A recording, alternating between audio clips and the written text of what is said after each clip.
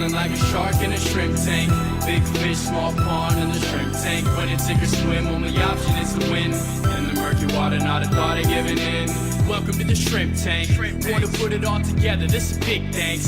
Doing big things, we ain't in the same league. Running a campaign, Roadie 2016. Like a phone to die, putting me in charge. I'm a general, from the front I'ma lead the charge. Like a federal, fell on my lap never.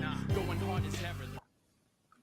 Good afternoon, everyone. Welcome to another episode here on the Shrimp Tank, powered by Celsius Beverage. If this is your first time tuning in, you catch all these amazing episodes up on our website, shrimptankpodcast.com. This show is ran in collaboration with the Florida Atlantic University's Adams Center for Entrepreneurship. Joined every week with my co-host, Dr. Kevin Cox, and a room full of college students from FAU taking entrepreneurship, and their semester is coming to a close. Kevin, what did all your students learn this semester?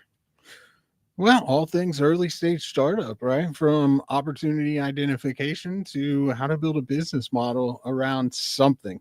We ended up with more teams than we started with somehow. So we had some evolution, but at least a couple of teams, maybe three, are revenue generating. And there's also some interesting ones that are near market.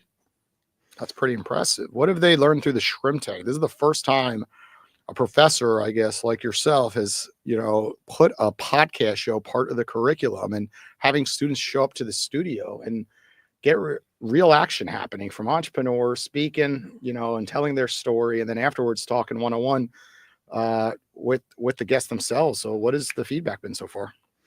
Well, I think it reiterates a lot of the concepts we talk about in class with real world examples, but more important than that probably is the industry specific knowledge about so many different industries. We have had all sorts of stuff on the show throughout the semester. So, I'm sure some students didn't care about some or really liked other ones, but with such a diverse group of businesses, industries across sectors, across sizes, there's just a ton of knowledge being exchanged, and they may have been presented with an industry they weren't familiar with at all.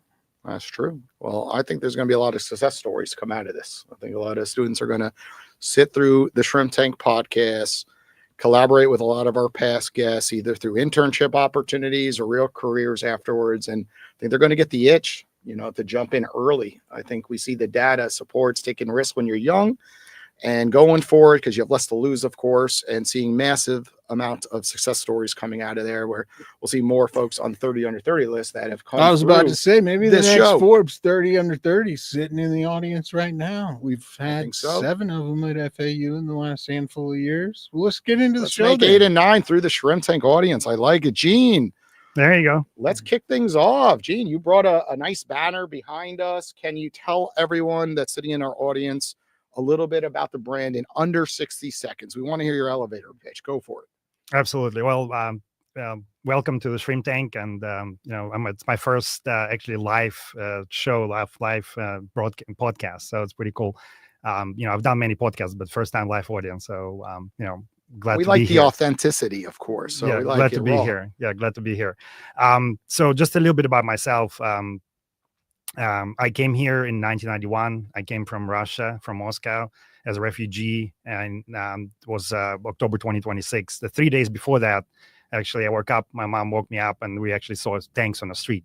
Ooh. So there was actually a coup in Russia at that time, 1991. You probably were really young and don't remember that. And we didn't even have an apartment at that point, so we had to get out. So luckily, 3 days later, everything got squared away, and we actually made it to United States. And we came here, as my family, in 91 to Pittsburgh, and with $100 in my pocket. So, we basically were refugees. We didn't have anything. So, and in 1994, we started the company actually called Advanced Computer Network Corporation, which then became JetStor. We've been in business 31 years. We'll celebrate in May. So which is pretty remarkable, considering that most businesses don't even survive for more than, 3 weeks, 3 years, and et cetera, right? These days, 24 hours. Right. So it's pretty impressive that, we survived for, 30 years and prospered. But our mission as JetStor, we provide the most reliable, most affordable data storage solutions to customers that are, need a lot of data, that have a lot of data. We have customers like universities. Columbia University is one of our customers, University of Pennsylvania, and many other universities. We also work with a lot of surveillance customers that do video surveillance. We work with a lot of media companies that provide data storage and media.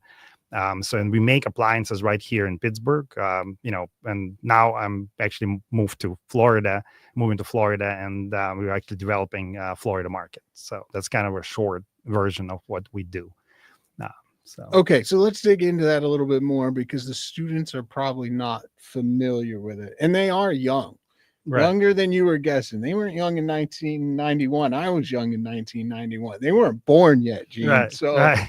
A little bit younger still. So, data storage, are you talking about physical devices where an organization would want to locally keep their data? I think the students, some at least, would be familiar with the loud cloud storage providers, right? Correct. Like AWS, Google, things and like Azure, that. Right. Yeah. Yeah. So basically, when we started, there was no cloud at that moment. So we actually were building devices for customers. Like I said, universities. We do a lot of work with Navy as well, with a lot of government institutions. So we actually do build actual physical devices in Pittsburgh, and they consist of bunch of drives, hard drives, as you guys familiar, and basically, they now can scale up to multiple petabytes of storage.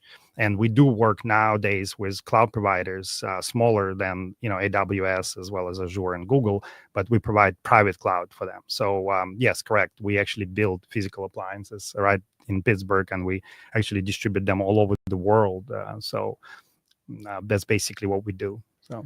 Okay, so I'm somebody who stores everything in the cloud because I want it across all my devices.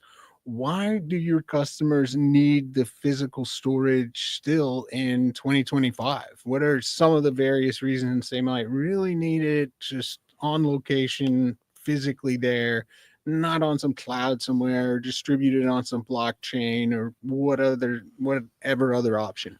Right. So, well, we support basically private cloud, and basically, the cloud is actually just somebody else's computer. So effectively, we provide the data storage to cloud providers that, basically put it in their data center, and then they, basically sell it to, masses and, universities, etc. But also there is one thing is called latency. So you have to get to your data fast. And when you have basically a device that, stored in your data center, it's, you can get to your data much faster than, you can get to some of the public clouds, etc. So that's kind of and also we are more affordable and reliable. We provide the most affordable data storage solutions out there. So, the affordability, and it's basically less expensive to actually run the private cloud than, in the public cloud. But we also can do a hybrid cloud as well. So interesting that you ended up with a cost leadership strategy, yes, right? Being the most affordable. That's intriguing, because one of the things I talk to entrepreneurs about is like, typically that's not a feasible strategy for a startup, right? Because you don't have scale. So right. There's other organizations that can make products per unit cheaper. And also, it sounds like you're actually manufacturing your products here in the United States. How are you able to, well, first, when were you able to establish that kind of affordability and cost leadership? Is that all the way from the beginning, or did it happen later? And then how? Yeah. So when I came here and I was 18, basically, we started building systems that were like very small. At that time they were like 4 gigabyte drives. Now, the drives are like 30 terabytes. So it's it's a pretty big difference, from 1994 to now. So we can actually scale much bigger. And then we started working with actually companies we have some production in Pittsburgh, but we also outsource a lot of work.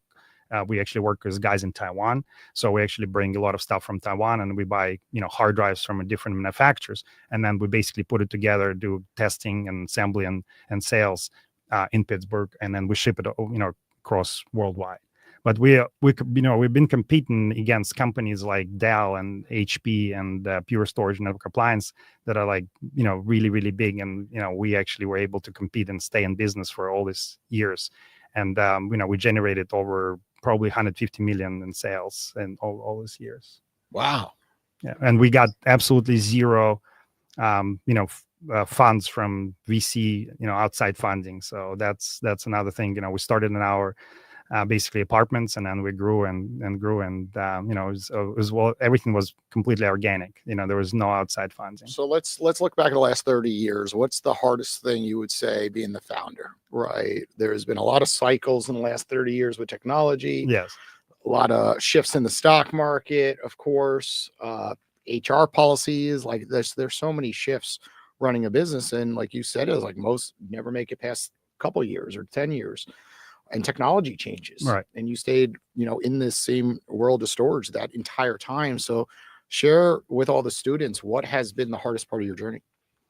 Well, when we started, the hardest part was, funding. So we didn't have, like I said, we came, with $100 in our pockets. So when we went to the bank, the bank basically said, what is your collateral? And we didn't have anything. So, we actually had to borrow a little bit of money from our parents and then just start up the company.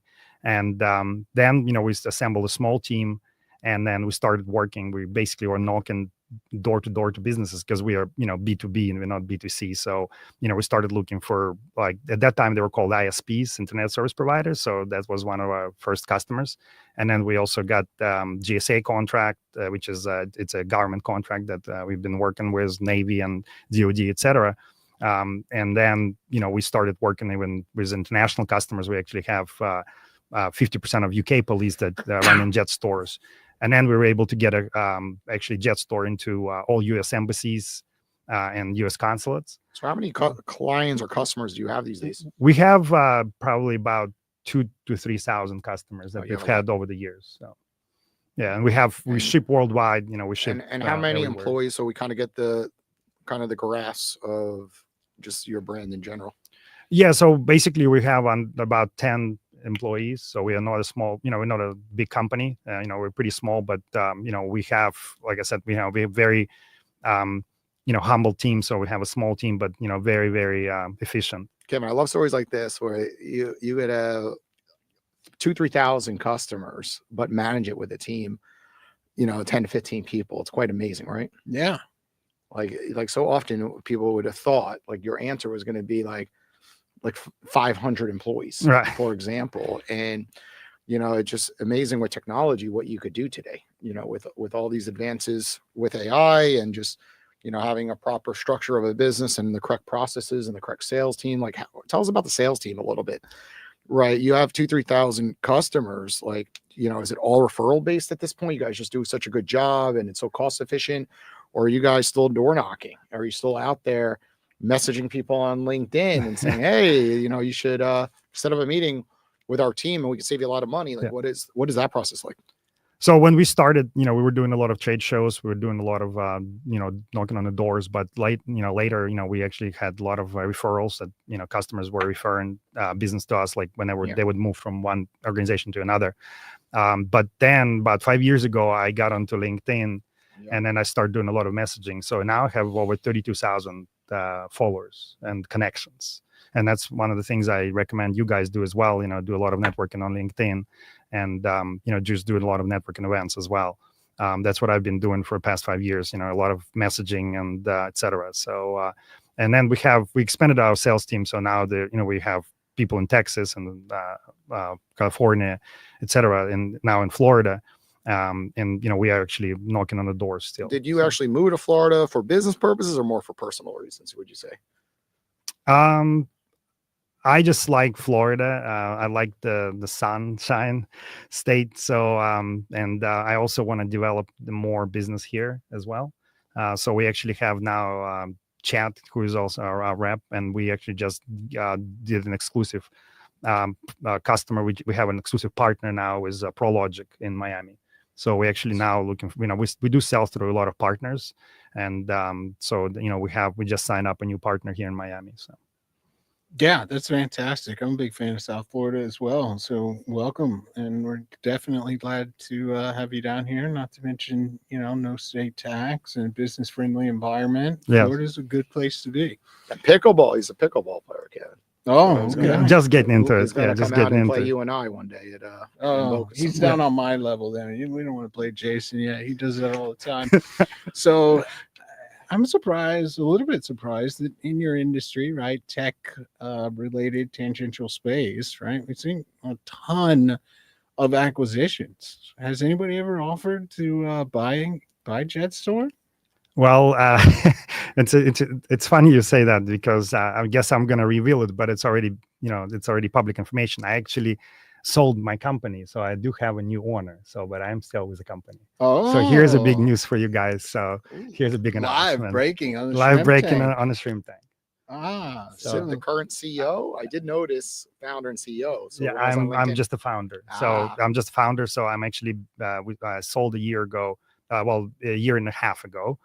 So we have a new CEO, but I'm the founder, and I'm actually staying with the company for a long time. So tell us about this process of selling, right? Often founders in your shoes, you work on your baby for 20, 30 years and you get and then those you're an knocks on the overnight doors. success. You know, Congratulations. Thank you so success. much. Yeah, But overnight. Just breaking news It could today. be, it's we've heard many stories on the shrimp thing. It's very difficult to sign on that dotted line, of course.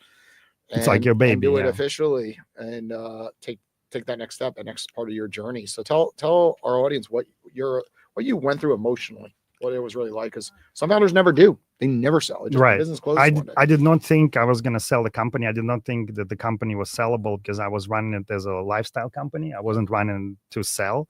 So, and then basically one day, I guess about 2 or 3 years ago, I woke up and I figured maybe we can try selling it. So I contacted my friend who's a broker, a business broker, and basically it took 2 years to get it done because he said, we'll get it done. And I'm like, I don't think we're going to get it done. And we actually had 350 LOIs.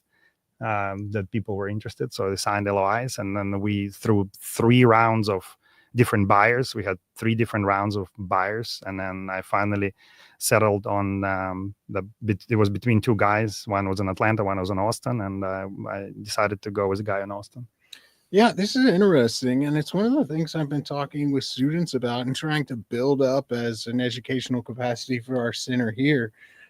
Not selling a business. Most of them don't have businesses that they're ready to sell, but certainly my students, and then also the MBA students that I teach, even more so, that like a reasonable approach to getting into a business can be buying a business, right? Right. The realistic facts are that a huge number of businesses are owned by the older generation in the United States. And most people don't understand that a lot of businesses, the overwhelming majority of businesses, are small and medium businesses in the United States. Correct.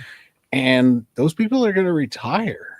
And I imagine your business was pretty expensive, may not be in the price range for some of the MBAs, but some of these other businesses are relatively inexpensive when you look at what kind of earnings multiple that they're being sold for. And that trend is going to continue. So even like tomorrow in my entrepreneurial finance class, I have an assignment where everybody has to find an acquisition, a business that they would realistically buy.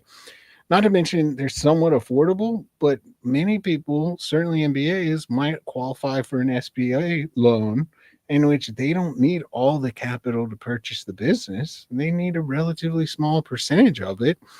And the earnings multiples means you get back what you spent buying the business in, 2 to 3 years. And then after that, you own the business and you get the seller's discretionary earnings. It can be a pretty good deal in some instances. And I think we're going to continue to see more of that. Like I said, those trends and demographic trends in the United States, some popular media outfits are referring to this as the silver tsunami, right? There's going to be so many people that are not giving their business to the next generation, and they simply need to sell it or go out of business. And go out of business is a worse option between the two, regardless of what it sells for. Yeah, it's actually a good point that you're talking about SBA, because my business was sold with SBA loan. So Yep. the buyer used that vehicle. And, just like you said about the transition, because I do have 2 daughters, and, shout out to Dina and Mai, by the way, they're probably watching.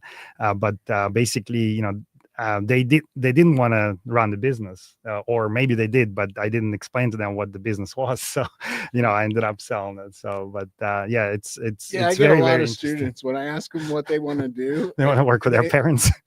No. I say, what do you want to do? And they'll say, well, I don't want to own a restaurant. And that usually means that their family owns a restaurant, Right. or whatever business they name is that one, because a lot of that stuff comes home, or they hear about it all the time, or they just don't want to do the same thing. They want to be more independent. But I see a lot of that amongst the students. Right. So what's on the horizon, right? Are you expected to work full time for X amount of years, and then where you see, you got a lump sum of money, of course, from selling, right? What happens next? Is it playing a lot of pickleball? Is it the beach life, or like many entrepreneurs, you think you'll buy another business that maybe something more towards your passion? What do you see in the future? I'm right now. I'm still working at JetStor, and I think I'm gonna help Jim to take it to the next level. Hopefully, because that's his dream to make it bigger, and maybe I'll be there for a few more years for sure, and then we'll see how it goes, because everybody's telling me that I'm like entrepreneur at heart, so that I will never be able to sit on the beach or play pickleball all day. Sure. So probably we'll see how things go, but you never know. So when you say growing the business, then are you going to get out there networking more? Would you say, like you just moved to Florida and you said you use LinkedIn a lot? You have over 30,000 connections. Yes, I do. So like sometimes we do see this, like a shift where you could focus more on being that rainmaker and building those relationships to get big deals, of course, because the business inside and out. Sometimes you don't have enough time to do that when you're at the helm, of course. Right. Yeah, I think I'm going to focus more on strategic business development, for the company, and helping, basically create more relationships rather than just do like day-to-day operations. So yeah, I'll probably be involved in those kind of activities for sure. Perfect. And yeah, because as you know, guys, entrepreneurship is 24/7. So I kind of want to take it a little bit back and see if I can do other things as well. So perfect. Well, that pushes us right into our next segment, which is sponsored by the Owl app, which also goes 24/7, and it's all about building relationships where students at FAU can, of course, ask you anything on their mind during today's podcast episode. So any FAU students who would like to come up and ask a question, come on down, just like the Price is Right on here. There you go. Here we go. Hello, good afternoon. Good afternoon. My question is dealing more with like cybersecurity, Mhm. because I know you're dealing with a lot of stories and a lot of data from, like, I believe, businesses. Yes. How would you deal with that, with the increasing like development of like technology and cybersecurity risks is Yeah. just growing every day? Yes, absolutely. So we actually partner with companies that do cyber storage. Actually, there's a segment in the storage business that's called cyber storage. So we're actually part of it, and there's definitely a lot of our partners are all cyber, kind of going with a cyber technologies and everything. So yes, we're seeing a lot of that, and a lot of it is immutable, like backups, snapshots, stopgap. There's a lot of features that we added into our product that's related to cyber, and it's a very growing field, obviously, as you're aware. Yeah, we've seen a lot of it. So yeah, correct. Thank you. Great question. It's absolutely an arms race out there in the cybersecurity space, because I'm working with a number of founders who are trying to develop new AI-based cybersecurity measures and reactions, and you have to imagine that it's all related to storage. Are doing the same thing, just not promoting it as much. And AI is gonna play a major role, and I think quantum will as well. Go ahead. Yeah, how's it going? Back on the topic of the 10 employees that you have, that really impressed me. So I wanted to kind of ask you about, are they all jack of all trades, and did they all just do everything in the company? Did you guys ever utilize contractors? Do they live remotely? How did you make that work, and how did you know that keeping it at 10 was the move after all of the years? A great question. Actually, we started with 3. And yes, exactly right. We were pretty much jacks of all trades. We were, doing the support, like you pick up the phone, you answer as a salesperson, but then all of a sudden they need support, you become support person. So it was all over, just like that, like a startup. And most of the guys we have now are contractors. Actually, it's a great question, because we don't have like salaried people. We probably have like under 5. So just like and with a startup, you always have very limited resources, limited revenue, and you're always trying to juggle multiple things. As you said, yeah, we were all pretty much jack of all trades. That's right. Wow. Thank you. You're welcome. Great question. Thank you. Good afternoon. Good afternoon. So when starting your business, was there a specific industry you're looking to break into in order to build your brand? And then in comparison with now, are there any more industries, whether it's more so recent or one you've been willing to break into for a long time to do business to business with? Or is it more of just feeling what's there and seeking the right opportunities? Great question. Yeah, so when we started, we saw an opportunity in storage, because the RAID, which is basically a redundant array of independent disks, that's kind of was pretty much new. So, and we wanted to get into the storage business. At that time, it was really hot. A lot of people were jumping into that business, just like AI now or cyber.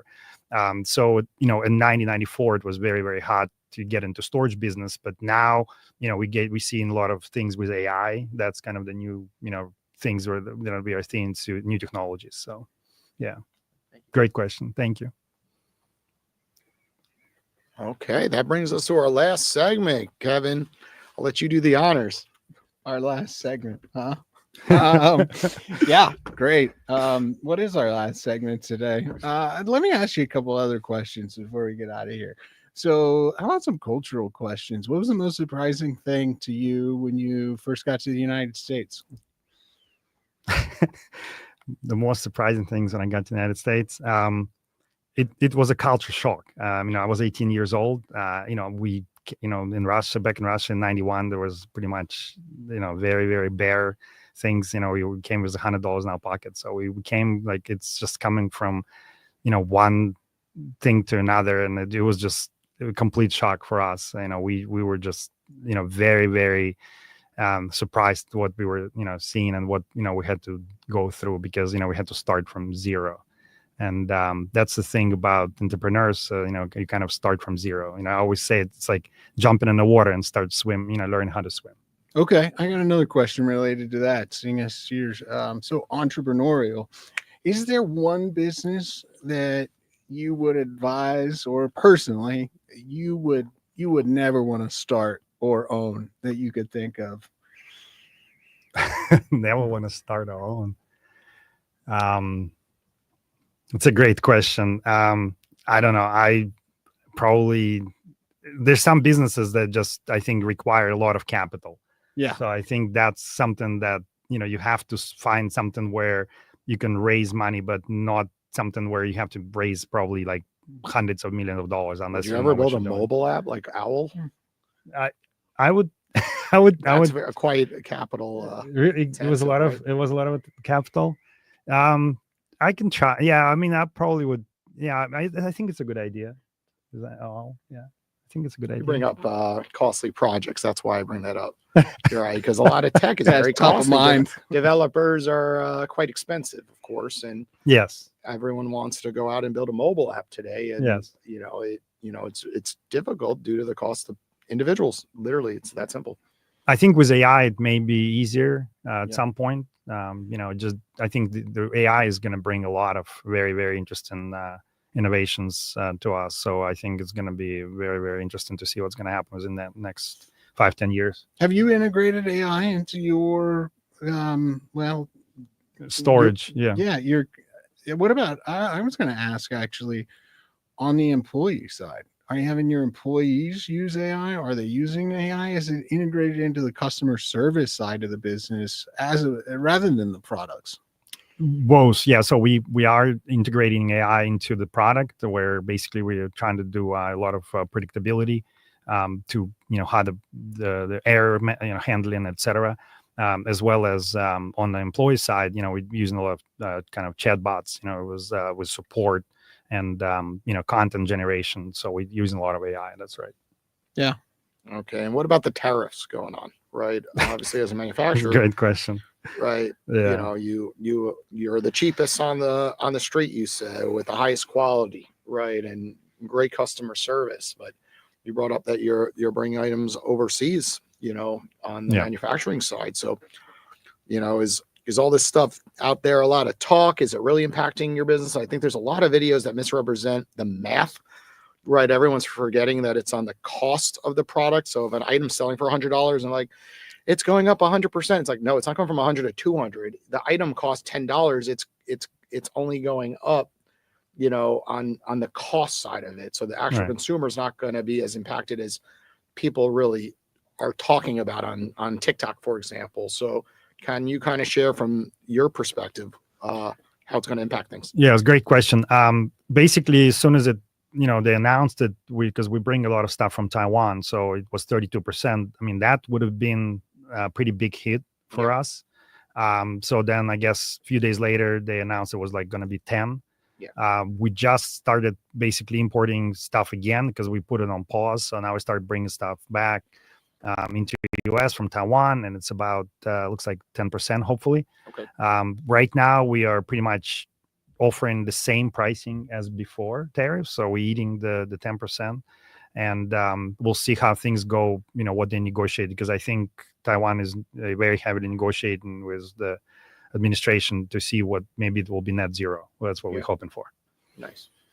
Well, it's a great story and a great business. If anybody out there is watching and they're looking for something to do this afternoon, you talked about networking and the importance of it.